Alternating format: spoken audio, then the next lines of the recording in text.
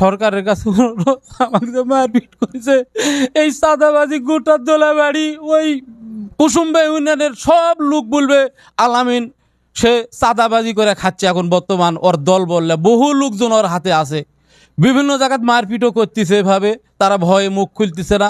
আমাকে যে মারাও ফেলা দেয় দিল, আমি মুখ খুলছি, তাদের বিচার আমি সরকারের কাছে চাচ্ছি এবং আরও 10 ভাইয়ের কাছে চাচ্ছি, পুলিশ প্রশাসনের কাছে চাচ্ছি এবং সাংবাদিক ভাইয়ের কাছে আমি বিচারটা চাচ্ছি যে আপনারা লেখালেখি করে সরকার যেন আমার এই বিচারটা তথ্যভাবে করে। এটাই আমার প্রত্যাশা। এটাই, আমি গরিব মানুষ, খুব গরিব মানুষ, আমি দরিদ্র মানুষ, আমার বিচার যেন হয়, এটাই সবার কাছে আমি প্রত্যাশা চাচ্ছি।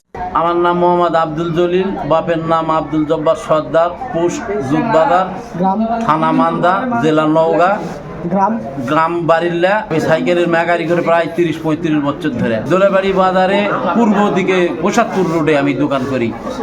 আসসালামু আলাইকুম। আমার স্বামী গরিব মানুষ, আমরা দোকান করে খাই, মেকারি করে খাই, আমরা গরিব মানুষ। আমার স্বামীর থেকে চাঁদা চাই যে 50,000 টাকা যদি না দিস তো তোর হাত পা ভাঙ্গা ফেলে দেবো, মারা ফেল দেবো। আলামিন, রুবেল আর সুয়েল 3 জনা 4-5 দিন থেকে হুমকি দিচ্ছে।